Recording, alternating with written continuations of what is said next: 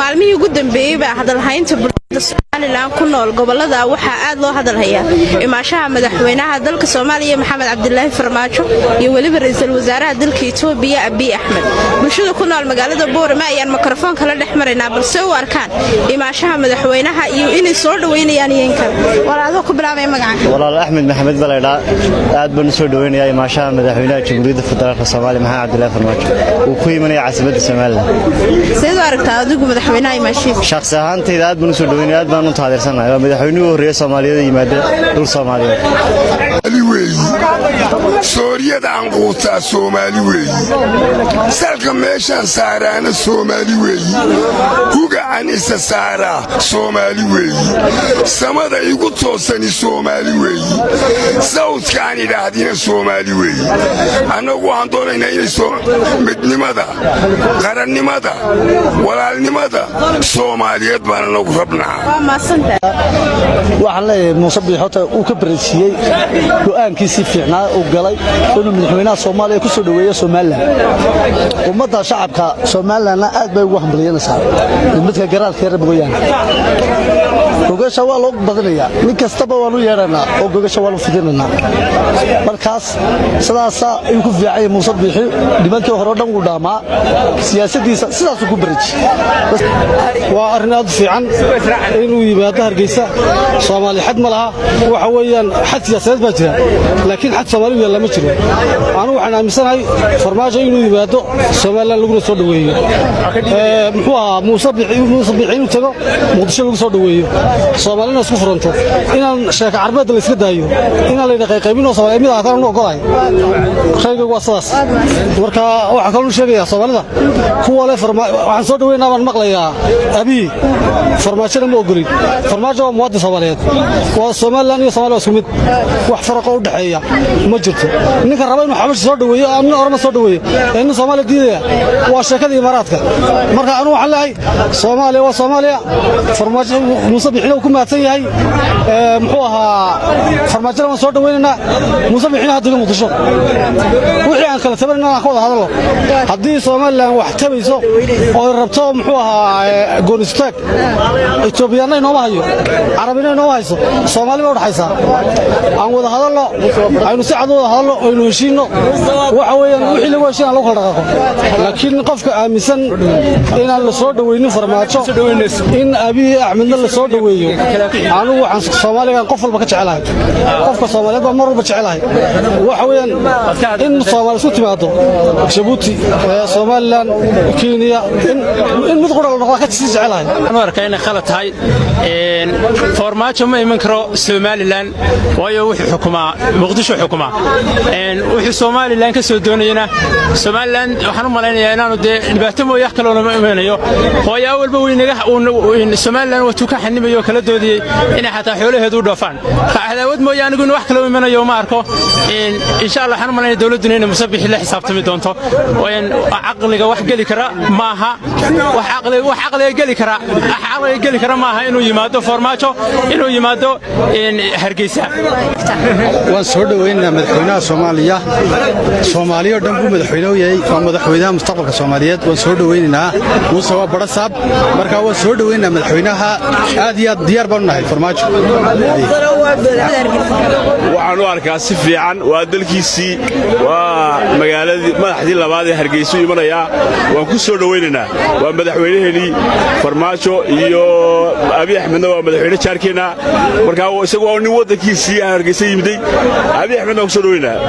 Farmaajo wadankiisii yimido si gaar ah soo dhaweynaa madaxweynaha Farmaajo waxa weey dalkiisii oo yimid waana dalkiisii Hargeysa iyo Muqdisho waa dalkiisii haduu yimaadana waa dalkiisii uu iman kara barina uu imanaya waligiina uu imanaya waxa weey ninkan muxuu ahaa Abiy Ahmed jaar baan nahay waxa weey waa dawladan jaar nahay uu iman kara Farmaajo isabaabay naga xigaba innaga farmaajo naga xiga waxa weeye waa dalkiisii waa nin Soomaaliyeed waa nin islaama waxa weeye dalkuna sidaa kuma kala xidhnaanayo una isku midoobaya una midoobaya gobolka awdal hadaa fikirka ka dhiibto imaashiyaha madaxweynaha dowladda federaalka Soomaaliya mudane Maxamed Cabdullaahi Farmaajo iyo Dr. Abiy Ahmed ra'iisul wasaaraha Itoobiya waxaan u arkaa mid aad iyo aad loogu baahan yahay sababtoo ah haddii aan iyar ka soo qaato ra'iiskii ahaa xasan daahir ismaaciil warsame tiri ilmahan hadal hooyadii haruna tiraahdo marka waa hadalka waxa weeyaan wada halkay wax ku jiraan la wada hadlo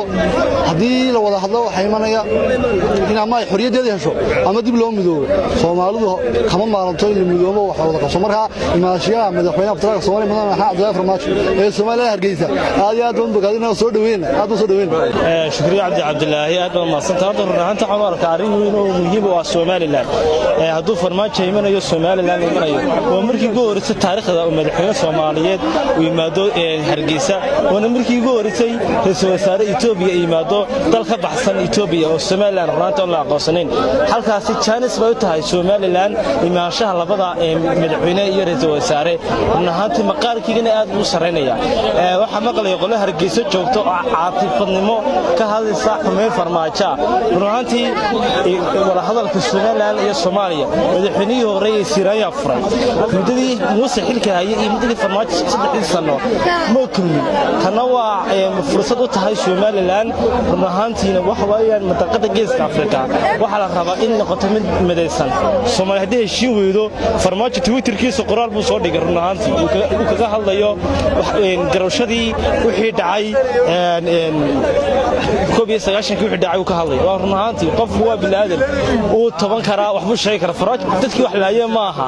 laakiin in lagu eedeeyo ma qurux badno wax qurux badan waa Farmaajo madaxweynaha Soomaaliyeed Hargeysa hadduu imaadana maqaanka Hargeysa aad buu sareynaya hana la soo dhaweeyay madaxweynaha Farmaajo iyo ra'iisul wasaaraha qaad ka dhaxya labada wadanna kuligoodu sii jiri doonaayo oo si aan baqayo doona waa chance u soo heeday Soomaaliland marka siyaasiyiinta jooga Hargeysa cabdifata ka hadlayay waxa oran lahaa kulay ra'iisul wasaaraha Itoobiya qorshe wata madaxweynaha Soomaaliya qorshe wata Soomaaliland kulay qorshe wata waxa uu leeyahay hadlaadahay qorshe wadataayo laakiin siyaasiyiin iyo istirkicinka arrimaha dibadda xoran lahaa isagoo oo og si garimad ay ku soo qoray Twitteriisa qoraal horta runtii xoran lahaa ayaan daro xagga maamulka arrimaha dibadda oo aqoon u lahayn runtii horta iskama hadlo adoo istirkii arrimaha dibadda adoo wixii xog u ah ayaa waxaan u arkaa madaxweynaha Farmaajo waa wadan Soomaaliyeed dadkuna waa dad Soomaaliyeed madaxweynayaashuna waa wada Soomaali muusana cod baa lagu doortay Farmaajona cod baa lagu doortay madaxweynaha waxaan deeleeyahay inay gartaan dantooda haday Soomaali ay heshiisana alxamdulillah inay danteeda garataa wanaagsan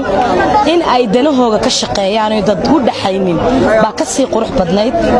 waxaan soo sheegayaa Soomaali meel walba joogto in ay danteeda garato hadduu Muuse yahay iyo hadduu yahay Farmaajoba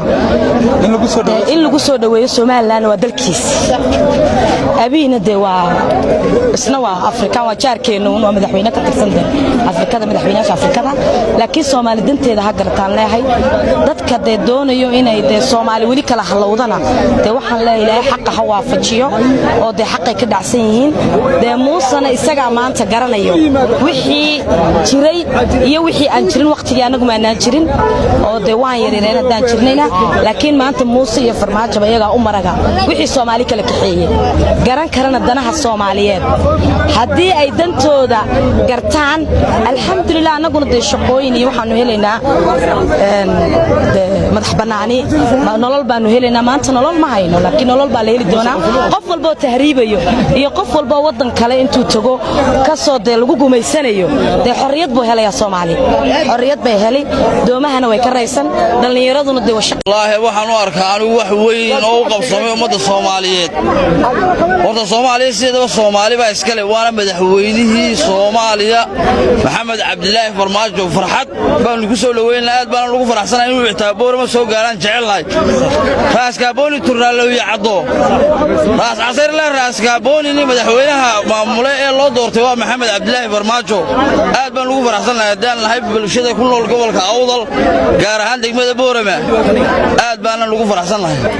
aad baan ugu faraxsanahay inuu madaxweynaha Soomaaliya inuu yimaado magaalada Hargeysa gaar ahaan caasimadda Soomaaliland somalilan inuu yimaado aad baan ugu faraxsanaya aad baan u soo dhaweynaya bismillaahir rahmaanir rahiim alxamdulillahi rabbil caalamiin magacaygu waa boon maxamed saylici anigu waxaan u arkaa inaan wax suuragalaba ahayn waayo laba dal baynu nahay hadduu isagoo qof soomaaliya uu inoo imanayo maan sheegin anigu laakiin isagoo madaxweynaha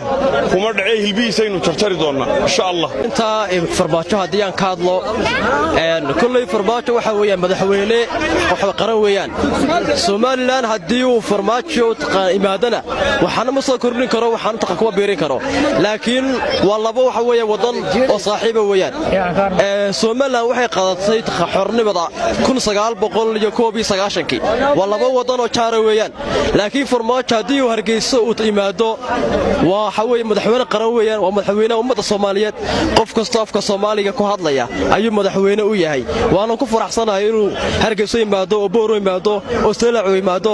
waxaan leeyahay farmaajo runtii waa madaxweynaha kaliya dareen Soomaaliyeed ka turjuma weeyaan markaasina xaq ummadda Soomaaliyeed oo ordo una waxa weeyaan ololeeya waxaanan u dirayaa dhaliil cid kasta oo haysato xukuumadda Soomaaliland runtii waxa weeyaan waxaan noqdeen hawlgab waxaan ahay arday ka soo baxay jaamacadda Amuud qaybta luuga ayaan dhigtaa wax fara badan baan garanayaa shuruucda runtii waxa weeyaan wasiirada Soomaaliland iyo waxa weeyaan madaxweynaha Muuse Bixi runtii wuxuu noqday hawlgab qarankan waxay u baahan tahay madaxweyne ummadda Soomaaliyeed isku hagi karaya sida Maxamed Cabdullaahi Farmaajo horta maanta su'aashu waxa weeye madaxweynaha Maxamed Cabdullaahi Farmaajo madaxweynuhu waa madaxweyne qaran oo madaxweyne Soomaaliyeed waxaan leenahay ku soo dhawo wadankaagi dalkaagi shacabkaagi oo soo dhaweynaa mar waliya runtii haddaan dareenkii ama raayigayga aan waxa weeyaan cabiro soo dhaweynaya madaxweynaha Soomaaliya Maxamed Cabdullaahi Farmaajo inuu yimaado waxa weeyaan Hargeysa caasimadda Soomaaliland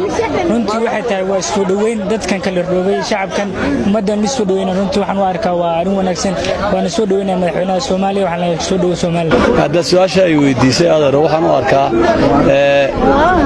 dawladda Soomaaliland waxa u fiican inay soo dhaweyso madaxweynaha Soomaaliya because waxa weeye Ingiriiska iyo Talyaaniga way soo dhaweeyaan walaba wadan oo jaara baan nahay haddaan wax iska tabanayno oo iyo wax kasta waa inaan miiska ku dhamaysano waa inaan insha Allah taala u sheegno waxaan ka doonayno oo haddaan kala guranayno aan kala guranno haddaan midoobayno aan midoowno waa daadashiina weey hadda waanay ahayn aniga madaxweynuhu waa Muuse Bixi wassalaamu calaykum shukriya Cabdi Cabdullaahi magaalada Boorama